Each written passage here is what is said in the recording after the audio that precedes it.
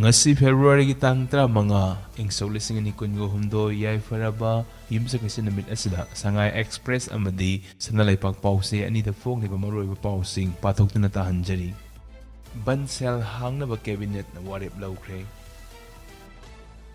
pre-primary oza lising amaga chamaga nefu amasung graduate oza samnga lawragani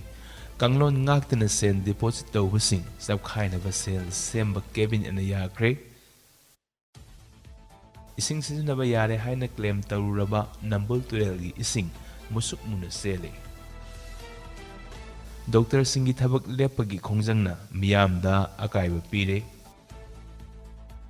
UNACO na NE gi sel thongi phibam phagathanaba lawriba thaudangbu finance minister na thagatkre license ka konaba nongmai police station da thengalakadabani khanghankre Labuk tagi Leipak kotlamba excavator ahum phagatkhre laupu singna khongjang changsinkhre Miyoi lising kaya na saruk yaduna sauren gi manga ni leihun pangthokkhre Akoi jam nongan ba misi ga mai leinana police na miyoi ama phare Phurup mayam yauduna sauren gi manga ni leihun pangthokkhre Labuk ki Leipak kotlamba pokren ahum seize tawkhre Miyambu wahan na bukulay paiba nate Jet UF.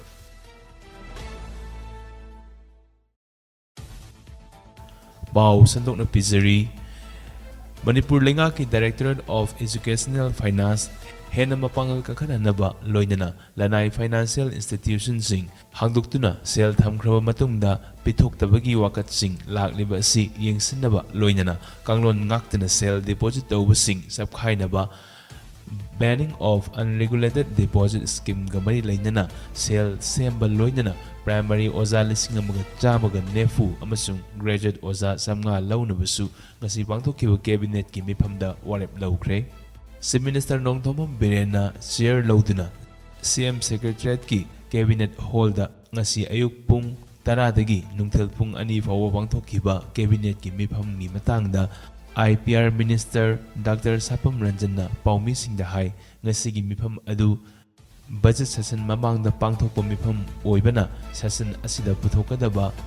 revised estimate lesing ani kunngini tohidagina kunga humdoi amasung budget estimate lesing ani kunga humdoi dagina kunmari fawba annual financial estimate lesing ani kunga humdoi dagina kunmari yauna kupna nainaki Minister Dr. Sapam Ranjanna haiki lamdam asida education hena khumang sausin na sangsin bayana bagidamakta SSA gi makhada pre-primary oza lising amaga chamaga nefu launaba ngasigi mifamda warep lawkre lawgadawribo oza lising amaga chamaga nefu asi central funding gi makhada center na chada marfutara amasung state na chada taragi senpam puthok-laga lawgadawribani amaromda numit kharani gi mamangda graduate oza sing haidokraba matungda lamdam asida oza gi award pa leiriba asi yenglaga center na ayaba pirakpa graduate oza chani gi taragi mathakta state laingakna chani ga marfutara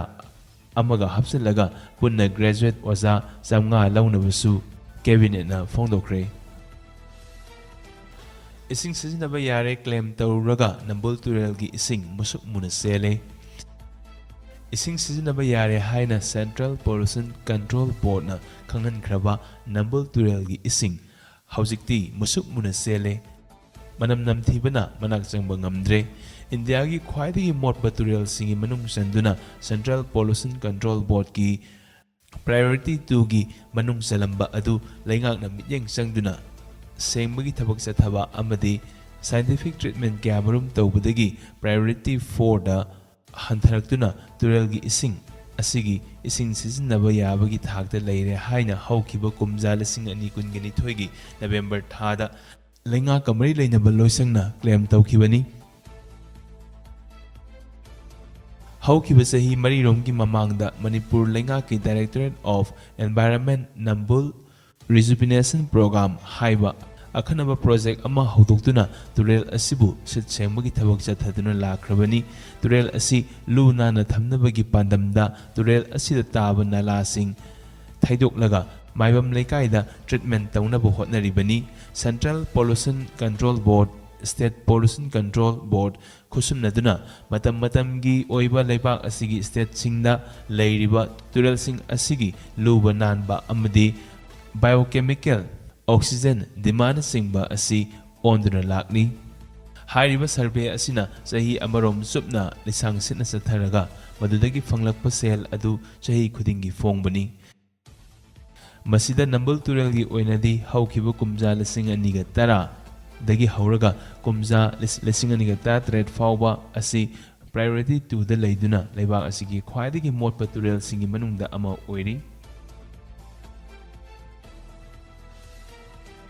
Dr. Singi thabak lepagi khongjangna miyamda akaiba piri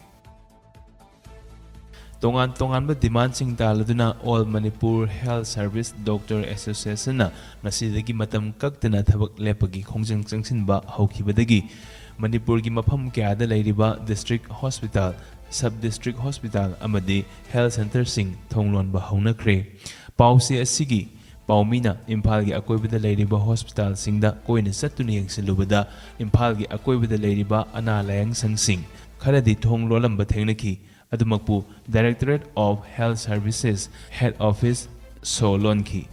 masida sunatana Family Welfare Service singbasu thong lolamba thengnaki tongan ba chingi district singda leiba health center singsu thong lonki khudam oina oinam long Ziribam Hausong Morbung, Khopum, Urkhulna Singh Mafam Singhi Health Center Singh Thonglolamba Thengnaki Hiram asigi matangda Association asigi General Secretary Dr. Loli P. Mauna Fongdorokpagi matung inna ngasi sangsinba hauriba thabak lepagi khongjang asi leingakna demand sing asi pidriba phawba matam kaktana jangsin khigani masina miyamda thengnariba khudongsadab sing asigi damaktadi nungaitaba phawi adubu adum oinamak thengkhang kyarak leingakna tabidana lakliba maramna tangai fadana khongjang asi sangsin khibani hojik phawbigi oina association asigi leingaki maikaidagi paw phorpu leitri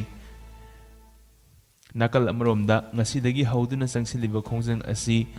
handokpinaba health minister Dr. Sapam Ranjanna appeal tawakre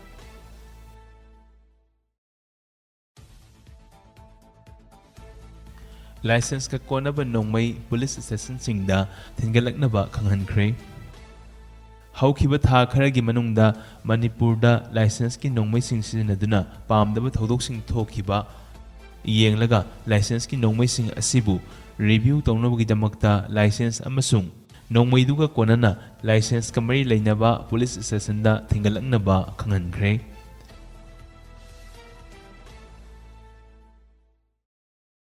Popular gi mama sakpi mabok leikidre BJP gi worker ani furami haiba maral siladuna police na fanana ba koidan danariba Manipur Pradesh Youth Congress Committee gi president Ningthoujam Popular gi mama sakpi mabok ngasi fayeng de leiba mahaki mayum de leikidre Popular gi mabok asi ahal oisilakpadagi sonduna leibani mahakna haukiba namit kharagi mamangdagi anaba hanjilaktuna oxygen thajinduna laikatna khibani adubu ngasi numidang wairam pung 3 adwaida anaba hanjilakpadagi laikanaba ngamduna laikhidabani Popular phananaba police na mayumda red tawbadagi mabok adu wakhal takhidabani haina maral sibasu leikhi miyoi ama kaptuna halamle Imphal East District ki Haingang Police Station na konba Khurai Haikru Makhong Paligi Imphal Turel Mayada sakangdaba singna miyoi ama nongmai na kaptuna halamle press na phangwa pawgi matung inna miyoi adugi asiba haksang adu ngasi ayuk thengnarakibani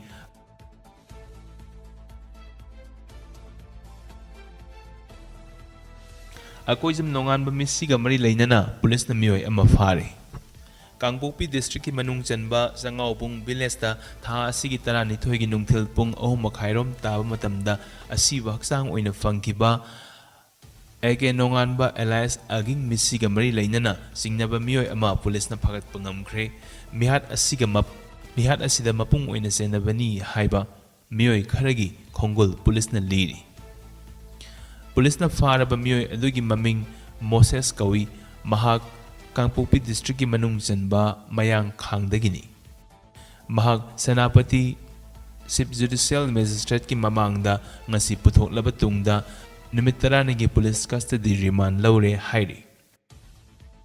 ꯑꯃꯔꯣꯝꯗ ꯃꯤꯍꯥꯠ ꯑꯁꯤꯒꯤ ꯂꯪꯂꯥ ꯂꯪꯖꯤꯟ ꯄꯨꯊꯣꯛꯎ ꯍꯥꯏꯗꯨꯅ ꯉꯁꯤ ꯃꯤꯌꯥꯝꯅ ꯋꯥꯀꯠ ꯃꯤꯐꯝꯒꯤ ꯈꯣꯡꯖꯪ ꯆꯠꯊꯔꯕ ꯃꯇꯨꯡ rally ꯆꯠꯊꯈ꯭ꯔꯦ ꯃꯤꯑꯣꯏ ꯂꯤꯁꯤꯡ ꯀꯌꯥꯅ ꯁꯔꯨꯛ ꯌꯥꯗꯨꯅ ꯆꯥꯎꯔꯦꯟꯒꯤ 5ꯅꯤ ꯂꯩꯍꯨꯟ ꯄꯥꯡꯊꯣꯛꯈ꯭ꯔꯦ ꯃꯁꯥꯒꯤ ꯑꯅꯥꯕ ꯑꯃꯅ ꯃꯔꯝ ꯑꯣꯏꯔꯒ ꯂꯩꯈꯤꯗ꯭ꯔꯕ ꯔꯤꯚꯣꯂꯨꯁꯅꯔꯤ ꯄꯤꯄꯜꯁ ꯐ꯭ꯔꯟꯠ RPFꯀꯤ ꯄ꯭ꯔꯦꯁꯤꯗꯦꯟꯠ ꯑꯣꯏꯔꯝꯕ ꯑꯃꯁꯨꯡ ꯑꯄꯨꯟꯕ ꯂꯥꯜꯍꯧꯔꯨꯞ ꯀꯣꯔꯀꯣꯝꯒꯤ ꯀꯟꯚꯦꯅꯔꯁꯨ ꯑꯣꯏꯔꯝꯕ ꯏꯔꯦꯡꯕꯝ ꯆꯥꯎꯔꯦꯟꯒꯤ 5ꯅꯤ ꯂꯩꯍꯨꯟꯒꯤ ꯊꯧꯔꯝ ꯉꯁꯤ ꯈꯥꯒꯦꯝꯄꯜꯂꯤ ꯍꯨꯏꯗ꯭ꯔꯣꯝ ꯂꯩꯀꯥꯏꯗ ꯂꯩꯕ ꯃꯌꯨꯝꯗ ꯄꯥꯡꯊꯣꯛꯈ꯭ꯔꯦ 5ꯅꯤ ꯂꯩꯍꯨꯟꯒꯤ ꯊꯧꯔꯝ ꯑꯗꯨꯗ ꯁꯔꯨꯛ ꯌꯥꯕ ꯂꯥꯛꯄꯁꯤꯡꯅ ꯍꯩꯀꯠ ꯂꯩꯀꯠ ꯇꯝꯕꯗ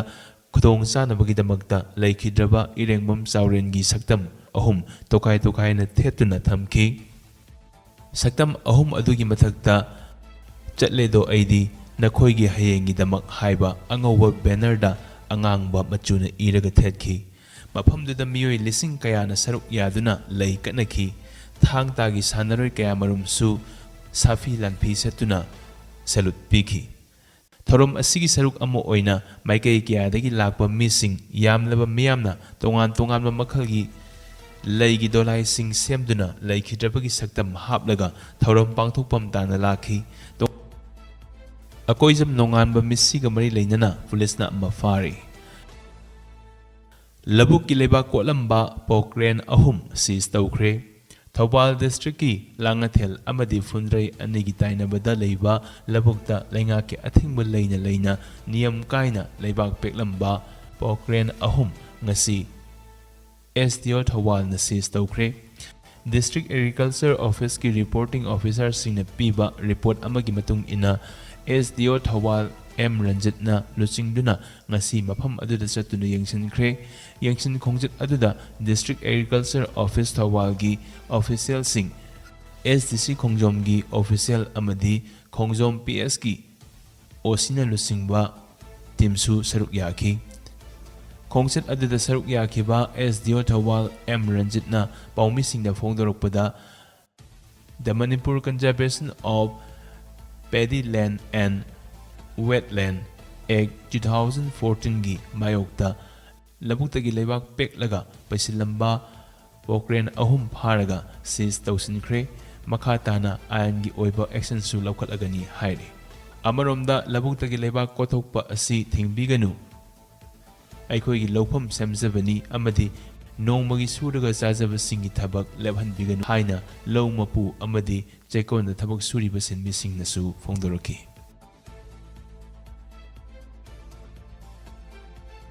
ꯉꯁꯤꯒꯤ ꯑꯣꯏꯅꯗꯤ ꯁꯅꯥ ꯂꯩꯄꯥꯛ ꯑꯃꯗꯤ ꯁꯉꯥꯏ ꯑꯦꯛꯁꯄ꯭ꯔꯦꯁꯇ ꯐꯣꯡꯂꯤꯕ ꯃꯔꯨꯑꯣꯏꯕ ꯄꯥꯎꯁꯤꯡ ꯄꯥꯊꯣꯛꯇꯨꯅ ꯇꯥꯍꯟꯖꯕ ꯂꯣꯏꯁꯤꯟꯖꯔꯦ ꯍꯌꯦꯡꯒꯤ ꯄꯥꯎ ꯇꯥꯕꯤꯅꯕꯒꯤꯗꯃꯛꯇ ꯆꯦꯅꯦꯜ ꯑꯁꯤꯕꯨ ꯂꯥꯏꯛ ꯀꯃꯦꯟ ꯁꯤꯌꯔ ꯑꯃꯗꯤ ꯁꯕꯁꯀ꯭ꯔꯥꯏꯕ ꯇꯧꯕꯤꯌꯨ ꯚꯤꯗꯤꯑꯣ ꯍꯦꯛ ꯂꯥꯛꯄꯒ ꯈꯪꯅꯕꯒꯤꯗꯃꯛꯇ ꯅꯣꯇꯤꯐꯤꯀꯦꯁꯟ ꯕꯦꯜ ꯑꯣꯟ ꯇꯧꯕꯤꯌꯨ